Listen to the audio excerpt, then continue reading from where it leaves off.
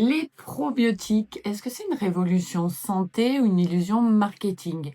Vous êtes nombreuses à me poser la question. Vous avez appris toute votre vie à éviter les bactéries, nettoyer, désinfecter, stériliser. Et aujourd'hui, on vous vend des gélules à avaler par milliards. C'est quand même un paradoxe. C'est surtout devenu un énorme marché, le marché des probiotiques. Alors la vraie question, c'est pas est-ce que les probiotiques sont bons, la vraie question, c'est est-ce que vous en avez vraiment besoin? Je suis le docteur Saketi, vous êtes sur ma chaîne YouTube. Ici, on parle de micronutrition, de médecine anti-âge, de santé de la femme en général. Pensez à vous abonner et à liker la vidéo. Pour comprendre les probiotiques, pour vous éviter pas mal de confusion et beaucoup d'argent dépensé inutilement, on fait le point dans cette vidéo. Déjà, première chose essentielle, votre intestin, c'est pas juste un organe digestif, c'est un écosystème d'une complexité et d'une richesse incroyable. Des milliards de bactéries, des milliers d'espèces. Et ces espèces, elles ne sont pas là par hasard. Elles sont là en fonction de votre terrain, de votre histoire. Et elles participent à votre digestion, à une immunité de bonne qualité, à une diminution de l'inflammation et même à votre morale, à votre humeur. On le sait, c'est l'axe intestin-cerveau. Et c'est notamment pour ça que vous pouvez ressentir le stress dans votre ventre, par exemple avec des ballonnements, un ventre noué, un transit perturbé en cas de stress important. Clairement, c'est pas dans la tête. Mais voilà ce que peu de gens savent. Votre microbiote est unique. Il est proche des autres membres de votre famille, mais il est unique. C'est une sorte d'empreinte digitale. Ça va dépendre de votre naissance, des premières années de vie, de votre alimentation quotidienne, de votre environnement, de l'endroit où vous vivez, de votre stress, de vos hormones et bien évidemment de vos traitements et de vos traitements antibiotiques. Donc déjà, l'idée qu'une gélule standard puisse rééquilibrer tout ça chez tout le monde, ça devrait nous faire tiquer. Le deuxième point, c'est que le microbiote est fragile et on le perturbe en permanence. Les antibiotiques, bien sûr, qui sont parfois indispensables, mais ils peuvent agir comme un véritable bulldozer sur notre microbiote. Pourquoi? Les antibiotiques, ils vont détruire les bactéries responsables de l'infection, qu'on pourrait appeler les mauvaises bactéries. Mais ils détruisent aussi une partie des bonnes bactéries. Et c'est là qu'il va falloir réensemencer, que ce soit avec l'alimentation ou des compléments. Après certains traitements antibiotiques, certaines personnes développent des ballonnements, des troubles digestifs, une fatigue, un déséquilibre global sans forcément faire le lien. Mais ça n'est pas que les antibiotiques. Ce qui va agir également, c'est le stress chronique, un manque répété de sommeil, évidemment une alimentation ultra transformée et le manque de fibres. Et ça, c'est du quotidien. On détruit un peu son microbiote tous les jours en fonction de l'alimentation qu'on a et des habitudes qu'on a.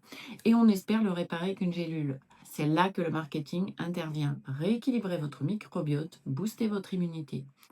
Oui, mais non, c'est pas si simple, surtout avec une petite gélule. La réalité, elle est beaucoup plus complexe. Déjà, on parle de probiotiques comme si c'était une seule chose, alors que c'est complètement fou. Il existe des centaines de souches différentes de probiotiques et chaque souche a un effet spécifique. Et ce qui fait également l'effet, c'est l'harmonie entre les différentes souches. Donc dire je vais prendre des probiotiques, finalement, ça ne veut pas dire grand-chose. C'est comme dire je vais prendre un médicament sans préciser lequel. Le deuxième problème, c'est la survie des probiotiques. Entre la fabrication, le transport, la chaleur, l'acidité de l'estomac, rien ne garantit que les bactéries arrivent vivantes dans votre intestin, là où elles doivent jouer leur rôle. Donc, ce qui est écrit sur la boîte, c'est pas forcément ce qui va se passer dans le corps. Mais le point le plus important encore, c'est le terrain.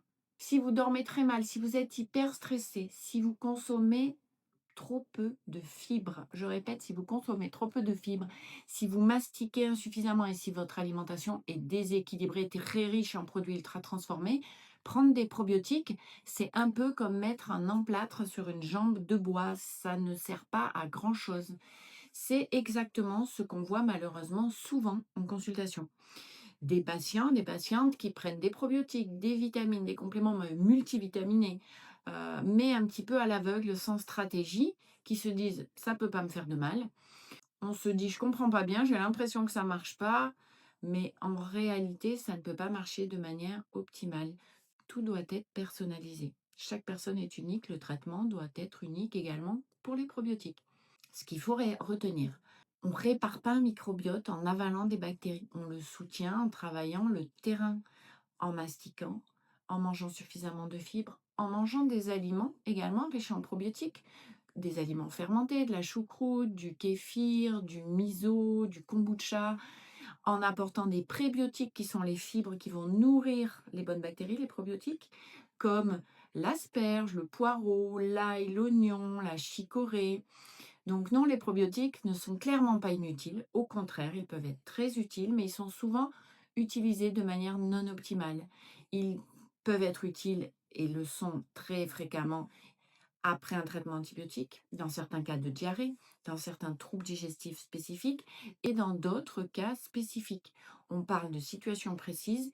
Il ne faut pas hésiter à demander conseil à son médecin ou à son pharmacien.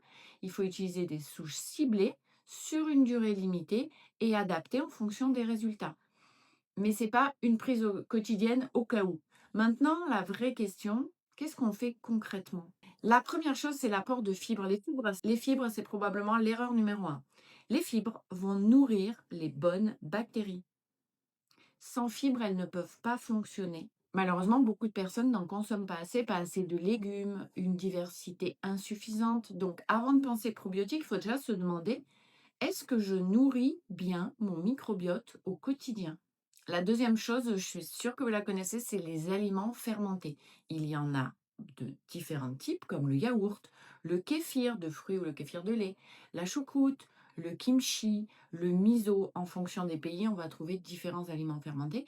Ils apportent de la diversité bactérienne. Il faut en consommer des petites quantités pour ne pas avoir un effet inverse et avoir un développement bactérien trop important. Et surtout, il faut y aller progressivement dans la consommation. Parce que si l'intestin est sensible, le fait d'en consommer trop et trop vite, ça peut aggraver des symptômes. Et puis la troisième chose, je vous en ai déjà parlé, c'est le mode de vie. Le mode de vie, c'est la qualité de votre sommeil, la régulation du stress, le rythme de vos repas également, la mastication, qui est un point de santé absolument primordial. Et le microbiote réagit à vos habitudes de vie au quotidien, pas seulement à ce que vous prenez en complément. Alors après 40 ans, tout ça, ça devient encore plus important. Pourquoi? Parce que les hormones chutent. Les œstrogènes vont influencer l'intestin, l'inflammation, le métabolisme. Et beaucoup de femmes vont commencer à observer un ventre qui gonfle, une digestion qui est plus lente, plus capricieuse, un transit parfois perturbé sans raison, et souvent une fatigue inexpliquée, qu'on va d'ailleurs pas forcément rattacher à des troubles digestifs. Alors on peut vous avoir dit c'est normal, il faut accepter de vieillir. Non, c'est fréquent, ça ne veut pas dire c'est normal. Ça n'est pas une fatalité, et il y a des solutions. Mais la solution, c'est rarement une gélule prise plus ou moins au hasard et de manière isolée.